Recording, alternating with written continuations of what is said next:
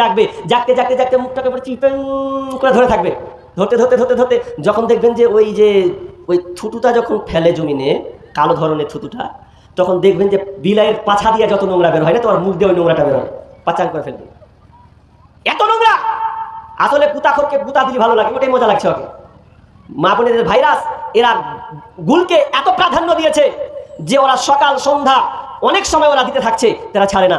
তো বলছিলাম এই নেশাদার দ্রব্য আমরা জানার পরেও আমরা ছাড়তে পারলাম না। অতএব আমাদের ঈমানি জাযবা কত দুর্বলতা, এটা কত দুর্বলতা। এবার চলেন, আল্লাহ সুবহানাহু ওয়া তাআলা বলছেন, ইয়া আইয়ুহাল্লাযীনা আমানু, হে ঈমানদারেরা, ওয়ালা তাকরাবুজ জিনা। আল্লাহ বলছেন ওয়ালা তাকরাবুজ জিনা ইন্নাহু কানা ফাহিশাতাও ওয়া সাআ সাবিলা। আমার আল্লাহ আরেকটা নিষেধ করেছেন, খবরদার না, তোমরা জিনার নিকটবর্তী হবে না, তোমরা জিনার নিকটে যাবে না। যদি তোমরা জেনার নিকট যাও, এটা হচ্ছে অতি নিকৃষ্ট একটা পথ। যদি কোনো ব্যক্তি এই জেনার মধ্যে পা দিয়ে দেয়, হাত বাড়িয়ে দেয়, যদি একবার ইসলাম নিয়ে নেয়, তাহলে ও বাঁচতে পারবে না। নেশা কত খাতার, আপনার এই জেনা কত খাতার। দুই ধরনের আইন আছে। যদি আপনি এই কোরআনকে মেনে চলেন, তাহলে আপনার জীবন ধন্য। আর যদি আপনি কোরআনকে না মানেন, তাহলে আপনার জীবনে কষ্ট আছে। আপনি সুখ থেকে হারিয়ে যাবেন, নেকি থেকে বঞ্চিত হবেন, জান্নাত থেকে আপনি বঞ্চিত হবেন। এক মেনে নেওয়া আর এক হচ্ছে বর্জন করা। যদি আপনি আল্লাহ যেটা বলেছেন ওটা বলার পর যদি আপনি না মানেন, তবু আপনি আসামি, অপরাধী। আর যদি আপনি নিষেধ করে দেওয়ার পরে আপনি ওটাকে মেনে নিলেন, উল্টা করে নিলেন, এটা করিও না, এটা ধরিও না, এই জায়গায় যেও না, এরপরেও আপনি চলে গেলেন, এরপর আপনি অপরাধী। একটা আদেশ করা, ওটাকে না মেনে নেওয়া, এর নাম গুনাহ। একটা নিষেধ করা আর নিষেধটাকে কাজে রূপান্তরিত করা, উল্টো করে দেওয়া, এটা অপরাধী। কিভাবে অপরাধী? যখন আদম আলাইহিস সালামকে যখন আল্লাহ তাআলা নিজের হাতে তৈরি করলেন, এই তৈরি করার পর সমস্ত ফেরেশতাদেরকে বলছেন, ভালো করে ধ্যান দিয়ে শুনবেন। আল্লাহ বলছেন, ওয়া ইয কুলনা লিল মালাইকাতি ইসজুদু লি আদামা ফাসাজাদু ইল্লা ইবলিস আবা ওয়াস্তাগবা ওয়া কানা মিনাল কাফিরিন। আল্লাহ সুবহানাহু ওয়া তাআলা সারা পৃথিবীর ওইখানে যত ফেরেশতা উপস্থিত ছিলেন, ওই ফেরেশতা সহ ইবলিস সহ তাদেরকে বলা হলো, তোমরা আদমকে সিজদা করে দাও। কিন্তু তারা সিজদা করলো না, আল্লাহর আদেশকে মানলো না। তারা আল্লাহর আদেশকে সবাই করলো ইল্লা ইবলিস, কেবল ইবলিস সিজদা করলো না। তার মানে ও আল্লাহর আদেশটাকে সে মানলো না, এতে সে অপরাধী হলো। এখানে আল্লাহর নিষেধ ছিল, কিন্তু আল্লাহর আদেশ ছিল, কিন্তু ওই আদেশটাকে সে মানলো না, এই জন্য সে ইবলিস অপরাধী হয়ে গেল। সেই আজাজিল আপনার কিনা কাফেরে পরিণত হলো। এটা এক পর্যায়ে।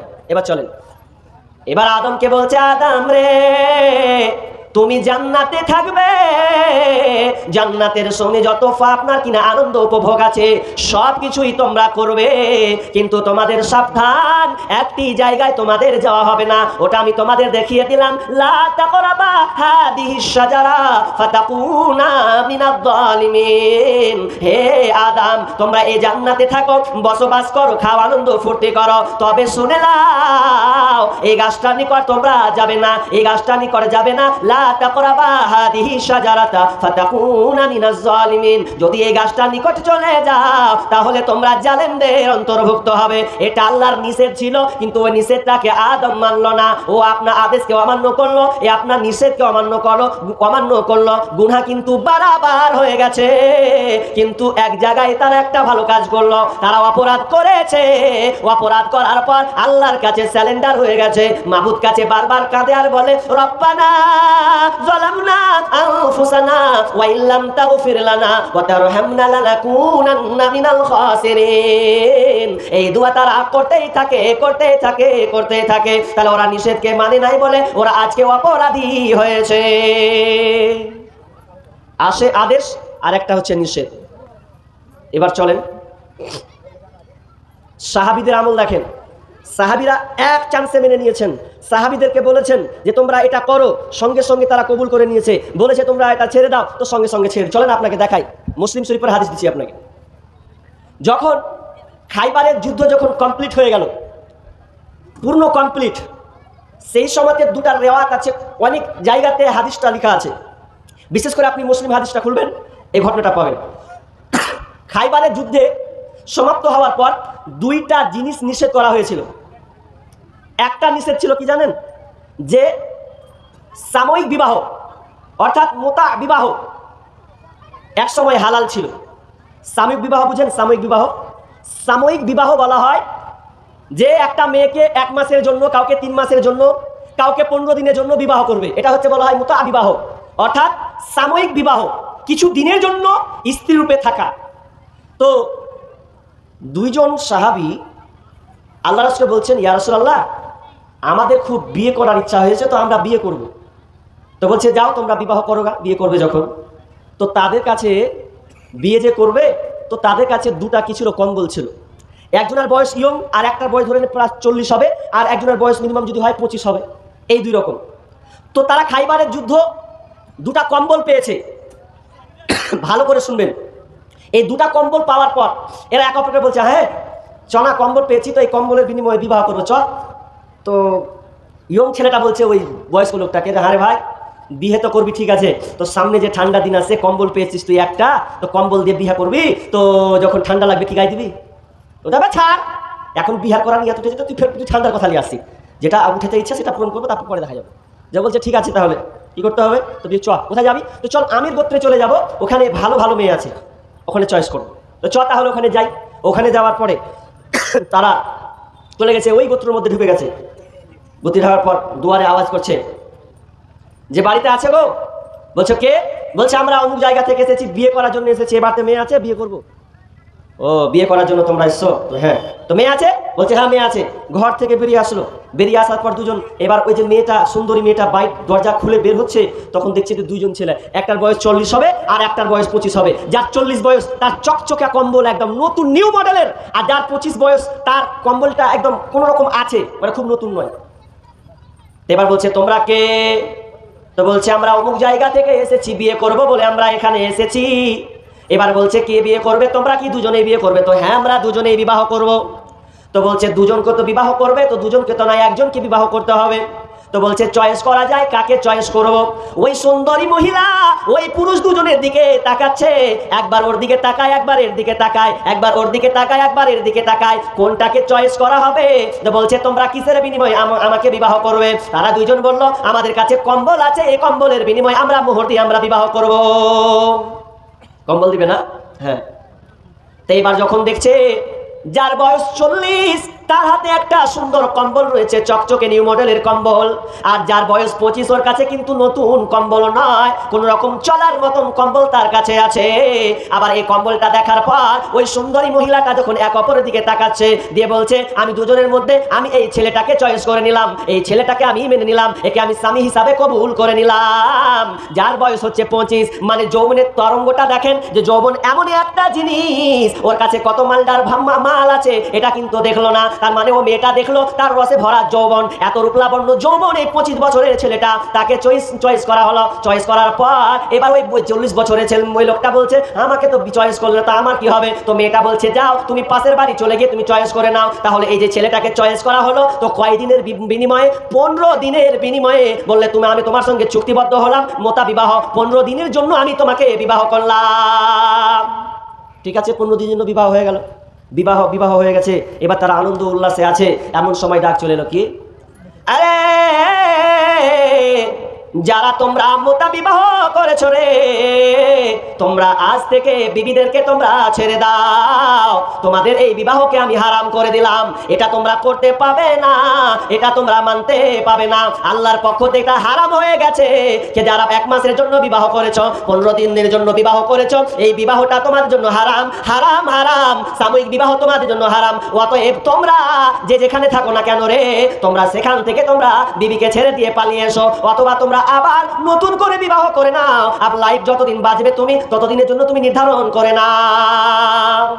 আর যেমনই আওয়াজটা কানে এসেছে ওই দুই সাহাবীদের কানে, তখন তারা তৎক্ষণাৎ যে হালাত থাক না কেন, যেমনই কানে ঢুকেছে মোতা বিবাহ করা যাবে না হারাম, সাময়িক বিবাহ করা যাবে না হারাম, তখন তারা ওই মেয়েটাকে ছেড়ে দিয়ে ঘর থেকে বেরিয়ে পড়েছে। আর বেরিয়ে পড়ার পর ওই মহিলাটা বলছে, কেন গো তুমি কেন চলে যাবে? আর তোমার তো 15 দিনের জন্য চুক্তি করা হয়েছে, আজ তো হলো মোট 4 দিন, এখনো তো 11 দিন বাকি আছে, তুমি কি 11 দিন এটা পূর্ণ করবে না? তখন ওই সাহাবী বলছেন, এই মহিলা, তোমার সঙ্গে আমার চুক্তি ছিল 15 দিন, এটা ঠিক আছে, কিন্তু আমার কানে এসেছে নবীর জবান দিয়ে আওয়াজ উঠে এসেছে, ওরে যারা মোতাহ বিবাহ করেছো তোমরা আজকে তালাক দিয়ে দাও, তাদেরকে তোমরা বর্জন করে দাও। আর আমি এই কানে শোনার পর আমি 1 মিনিটও নেট করতে পারবো না, এটা আমার দ্বারা সম্ভব নয়। বিশ্বনবী বলেছেন, এলান করে দিয়েছেন, অতএব হারাম হারাম।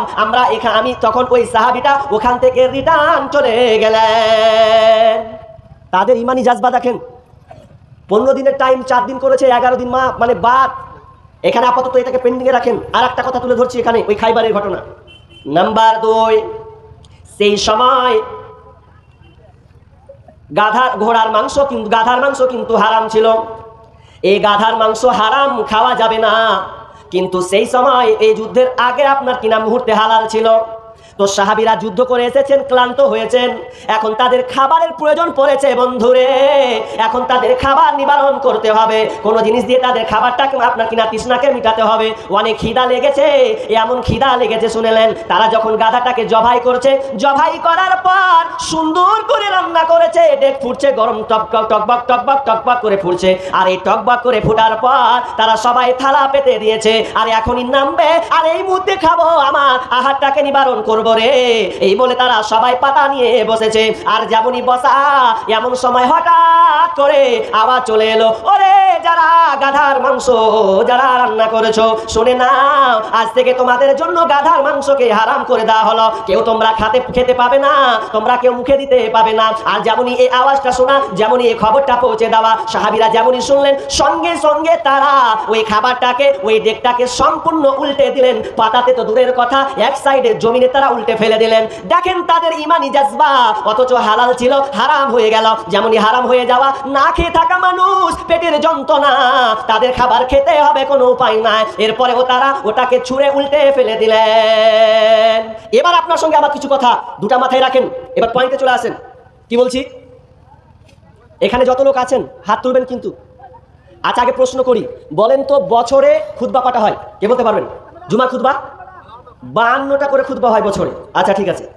তারপরে জালসা, আর এখন তো প্রত্যেক গ্রামে, একটা গ্রামে 4টা করে জালসা হয় একদিনে, একটা গ্রামে 3টা 4টা করে একই রকম জালসা হয়, হচ্ছে।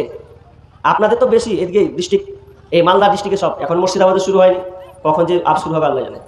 তো এত জালসা, তাহলে আপনি জালসা শুনলেন, এরপরে আপনি ইমামের মুখ দিয়ে আপনি প্রতিদিন আলোচনা শুনছেন, ইজতেমায় যাচ্ছেন, বছরে 2টা ঈদ, ঈদুল ফিতর আর ঈদুল আজহা, এই 2টা আপনারা মানছেন, এ তো আপনারা আলোচনা শুনেন। এবার আপনি বুক খুলিয়ে বলবেন যে এই লোক কটা আছেন, হাত তুলে দিবেন, দরকার হলে সোশ্যাল মিডিয়াতে দিয়ে দেবো আপনাদের। এমন কোন লোক আছেন বলেন যে জীবনে আমি কোনোদিন এই মদের ব্যাপারে, এই বিড়ির ব্যাপারে, এই খয়নির ব্যাপারে, এই গুলের ব্যাপারে, যত নেশাদার দ্রব্য আছে, পান করা যাবে না, হারাম, এইরকম আলোচনা আপনি শুনে নিয়ে একজন হাত তুলে দেখেন যে এটা হারাম, এটা আমি জানি না। ভুল বুঝছে, সব আঙুল তুলে দিলে ভুল, আপনারা ভুল বুঝে ফেললেন, কিন্তু অনেকে আঙুল হাত উঠিয়ে দিয়েছে, আমারই মনে হয় বলা গুলমাল হয়েছে নাকি। হারাম, আলিমরা বলেছেন হারাম, এটা হারাম, নেশাদার দ্রব্য হারাম, মদ খাওয়া হারাম। এই কথাটা শুনেননি? কে আছেন এটা হাত তুলেন। এবার গোলমাল লেগেছে, মানে তখন হাত ঝোঁক, মানে না বুঝে হাত তুলে দিয়েছেন আপনারা। যাই হোক, তাহলে আমরা এখানে যতজন উপস্থিত আছি সবাই জানি যে হারাম। এরপর আপনি ছাড়তে পেরেছেন? ছাড়তে পারেননি, লজ্জা দিয়েন না, গালিও দিয়েন না, আপনি বুঝার অনুধাবন করুন। আমি একটা আয়াত পড়েছি, কি জানেন? বিসমিল্লাহির রহমানির রহিম, ইন্নাল্লাযীনা কাফারু সাওয়াউন আলাইহিম আনজারতাহুম আম লাম তুনজিরহুম লা ইউমিনুন। আমার আল্লাহ বলছেন, হে নবী, ও দয়ার নবী গো, ইন্নাল্লাযীনা কাফারু, যারা কাফের, ইন্নাল্লাযীনা কাফারু, যারা অবিশ্বাস করেছে, যারা কাফেররা অবিশ্বাস করেছে, ইন্নাল্লাযীনা কাফারু সাওয়াউন আলাইহিম আনজারতাহুম আম লাম তুনজিরহুম লা ইউমিনুন। আপনি ওদেরকে বলুন, সতর্ক করুন আর বাইনা করুন, কিন্তু ওরা শুনবে না, কারণ উভয় তাদের কাছে সমান। ওদের কাছে বলা আর না বলা উভয় তাদের কাছে সমান। আচ্ছা ঠিক আছে, এটা কাফেরদের জন্য আয়াত। এটা কেন ফিট করছি আপনাদের গায়ে একটু পরে বোঝার চেষ্টা করবেন কেন ফিট করছি। এই যে আপনি প্রতি বছর আপনি ওয়াজ নাসিহাত শুনছেন, এরপরে আপনার পরিবর্তন নাই। ওদের আখলাক চরিত্র আর আপনার আখলাক চরিত্র কতটুকু ডিফারেন্স আছে, বুক খুলিয়ে বলুন কতটুকু আপনার ডিফারেন্স আছে। আপনি তাদের থেকে কয় না আপনি ভালো, আপনি এটা নিজেকে বিবেচনা করুন।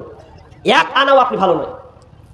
অথচ বিশ্বনবী বলছেন আল মুদমিনুল খামরি কাবিদি ওয়াসানিন, যারা নিয়মিত করে নেশাদার দ্রব্য পান করে খায়, যারা নেশাদার দ্রব্য পান করে, এরা কারা? এরা কাদের মতো? এরা হচ্ছে মূর্তি পূজারী নাই। মূর্তি পূজারী নাই বলতে আপনার মধুসূদন দত্ত যে একটা মূর্তি তৈরি করেছে, আর ওই মূর্তি তৈরি করার পর তারা প্রতিদিন মান্যতা দেয়, উপাসনা করে, আরাধনা করে, তাদেরকে মানে এত মূর্তি মানে সারা বছর মূর্তি তারা উপাসনা করতেই থাকে, আপনার মা সন্তান তারা চেঞ্জ করতে থাকে। বিশ্বনবী বলছেন যারা মূর্তি পূজা করে যে অপরাধটা করলো, ঠিক তেমনি ভাবে যারা নিয়মিত করে নেশাদার দ্রব্য পান করে ওরাও ওদের নেই। অর্থাৎ একজন মূর্তি পূজারী যা অপরাধ, ওই যে নেশাদার দ্রব্য পান করে ওটা একই অপরাধ। অর্থাৎ ওই মধুসূদন দত্ত, ওই রতন দাস, ওই বিলাস দাস যদি কিয়ামতের মাঠে আপনার কাঠগড়ায় উঠে, তো আপনিও তার সঙ্গে ওই বিচারের দিন তার সঙ্গে উঠবেন। কি ভাই চলে যাচ্ছেন যে, ভালো লাগে না নাকি? তো নেশাদার দ্রব্য পান করবেন, পান করতে গিয়ে আপনি কি করছেন, এগুলোকে আপনি হারাম মনে করছেন না। আজকালকার বাপজিরাকে দেখবেন কি করেন জানেন?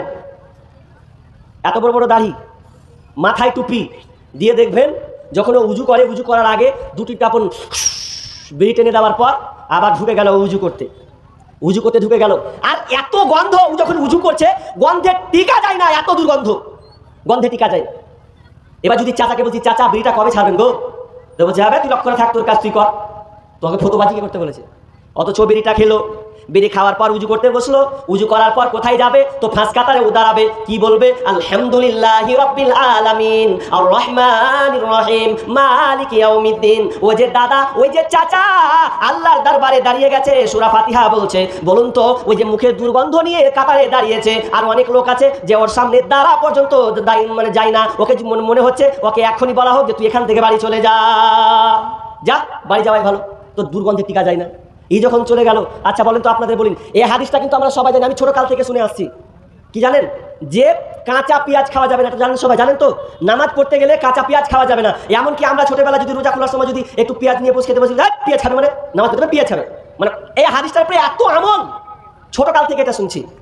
এবার দেখেন, আপনি জানলেন যে কাঁচা পেঁয়াজ খাওয়া যাবে না, এটা হারাম কখন? যখন আপনি নামাজে যাবেন। কেন হারাম? তো এটা দুর্গন্ধ আসবে। অথচ কাঁচা পেঁয়াজ রসুনটা হালাল, আপনি খাবারে দিবেন, ওটা আপনি খাবেন, ওটা হালাল, কোনো অসুবিধা নাই। কিন্তু বিশ্বনবী বলছেন যখন তোমরা নামাজে যাবে তখন তোমরা খবরদার এই কাঁচা পেঁয়াজ রসুনকে মসজিদে আসবে না। এই জন্য আসবে না, যখন তুমি মসজিদে ঢুকবে তো তোমার মুখের গন্ধের কারণে ফেরেশতারা তোমাদের গন্ধে টিকতে পারবে না। তো বন্ধুরে আমার, তো আপনি একজন বিড়িখোর হয়ে আপনি মসজিদে আসলেন, এটা কি করে সম্ভব? এটা আপনি কেমন করে এটা আপনি করলেন যে বিড়ি খেয়ে আপনি আবার মসজিদে ঢুকে গেলেন? এবার আপনি মন থেকে বলেন, কাঁচা পেঁয়াজ যদি মসজিদের জন্য হারাম হয়, তাহলে আপনার বিড়ি খেয়ে আপনি কোন দুঃখে আপনি মসজিদে ঢুকে পড়েছেন? অত কথা বলবো না, আর একটা মেয়েদের ব্যাপারে বলে আমি অন্যদিকে চলে যাই। কি সেটা হচ্ছে যে মেয়েদের কত নোটার খারাপ আছে বদাপে জানেন? ওদের তো আবার নিসার আর স্টাইল, আলাদা স্টাইল ওদের। কেমন স্টাইল? ওদেরকে দেখবেন, মা বোনদেরকে দেখবেন, মা বোনেরা আপনাকে হজমি খেয়েছেন, হজমি 5 টাকা 10 টাকা কোটা খেয়েছেন, ওই হজমিতে ওরা গুলের প্যাকেটটাকে খুলে ওদের ভরে, ওতে সম্পূর্ণ যত আটে ভরে দেয়, ভরে দিয়ে ওই খালা বুকি দেখবেন আঁচলে বেঁধে নিলে ওই বাঁশ টেনে বসে গেল। যখন ওর নেশাটা উঠে গেল তখন ওই কোটাটাকে বের করে, আমি আবার হজমি খাবে নাকি? আবার তো হজমি নয়, ওখানে গুল ভরা আছে, গুলটা নিয়ে হাতে বাম হাতে নিল আর তর্জনী আঙুল বের করলো, বের করার পরে একবার ডলারের ডাহিনে একবার ডলারের বাহিনে, ডানে বাঁয়ে এমন করে ঘুষতে ঘুষতে, ও ট্রেনের মধ্যেই ঘুষছে, এমনভাবে ঘুষতে ঘুষতে ঘুষতে ঘুষতে ঘুষতে ঘুষতে ঘুষতে যখন ওর নেশাটা যখন জাগছে, নেশাটা যখন মুখে যখন রিপ্লাই হচ্ছে নিচ্ছে, তখন মুখটাকে কামড়া